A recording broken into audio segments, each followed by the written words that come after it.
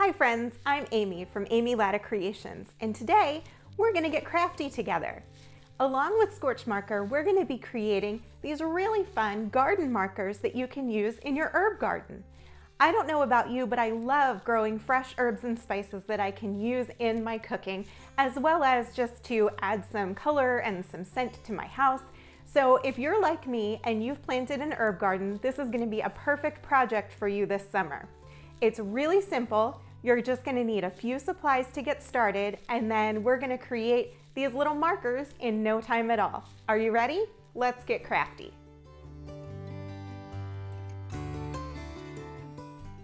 Let's talk supplies. What do you need to have on hand to create this fun project? First, you're going to need your base, which in this case is these small wooden rounds. I recommend about 3 inches in diameter. The next thing you'll need is whatever you want to use as the stake for your garden marker. I wanted my markers to sit right against the ground or the soil in my flower pots, so I decided to use something short, a popsicle stick. You could also, if you want longer stakes, use a wooden dowel or something else that's a greater length. You're going to need an adhesive to attach these two pieces together.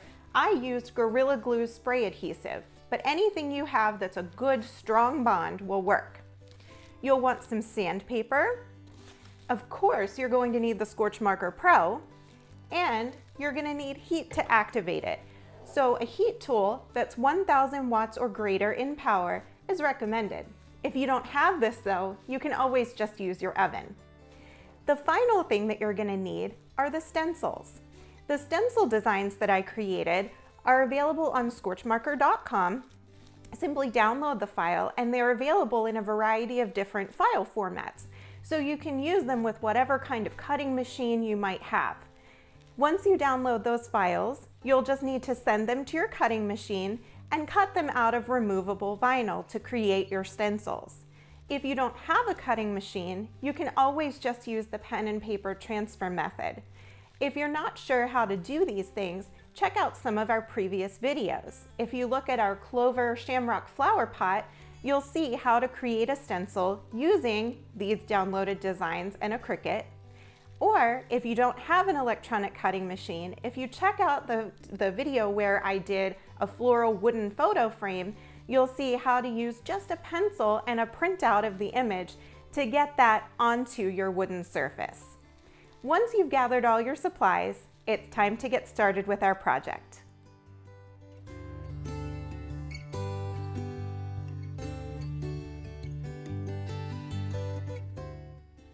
The first step in creating your project is deciding which of the stencil designs you want to use.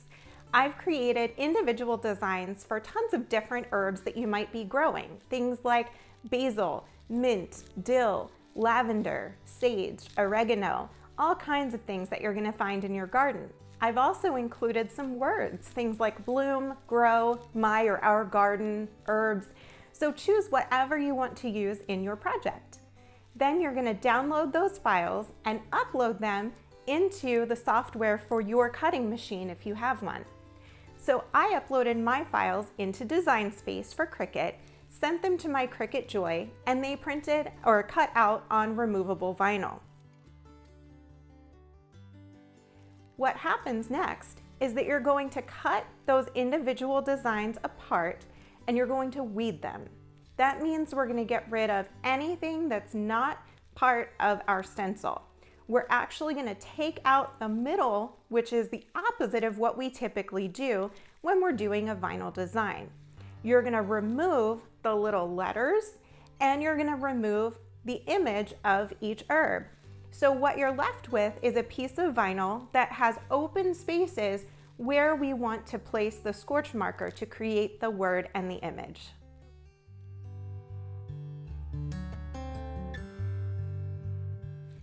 Next, we need to sand our wood round to make sure that it's as smooth as possible before we try to apply the stencil and the Scorch Marker. Using clear adhesive transfer tape, we're going to transfer our stencil over onto our wood round. The reason we use the transfer tape is because we have those little spots like the center of the letter O or the center of the letter A, and we want to make sure that we keep those in the correct position.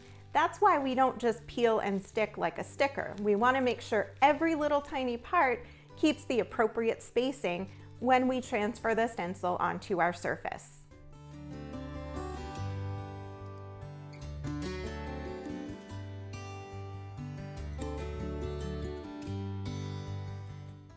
Next, we're going to position that stencil exactly where we want it on the wood round, press down and remove that transfer tape, leaving just the stencil behind. Once our stencil is in place, we're going to take our scorch marker and use the bullet tip end to fill in all of the open spaces.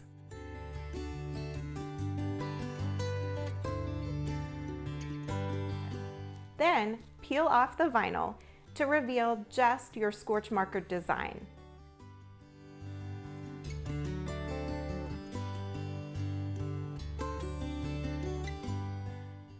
Before applying heat, the area where your scorch marker ink is will just look wet or slightly pinkish, but you'll easily be able to see where it is to make sure that your design looks exactly the way you want it to. Then it's time to apply the heat. You're going to take that heat tool that's 1000 watts or greater, and you're going to hold it about 6 inches from the surface of your project, moving it continuously as you apply heat. As the heat reacts with the ink is going to burn into the surface of the wood, causing a permanent wood burned effect.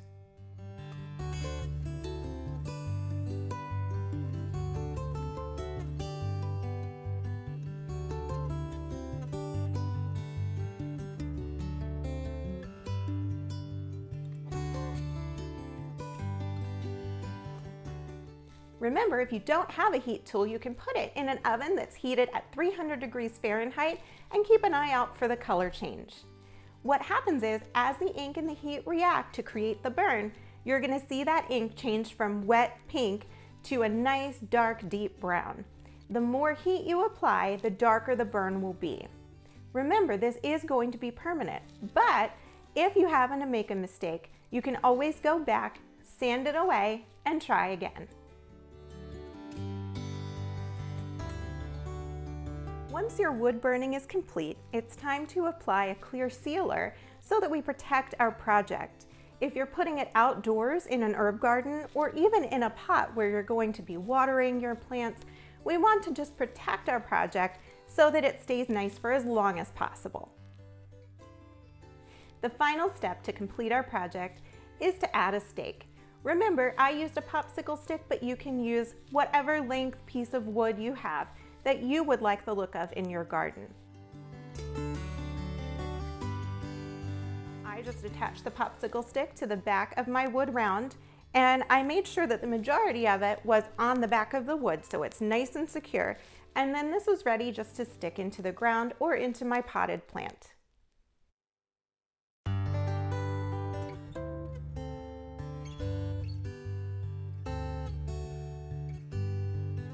Once your project is complete, all that's left to do is add your brand new garden markers to your herb garden or your potted herb plants. Then you can enjoy them all season long. For more creative inspiration, please come visit me anytime at amylattacreations.com. I have all kinds of fun summer projects, as well as hand lettering tutorials, home decor projects, and all kinds of things that I would love to share with you. And last but not least, don't forget to visit scorchmarker.com so that you can download these stencil images and get started on your project today. Happy crafting!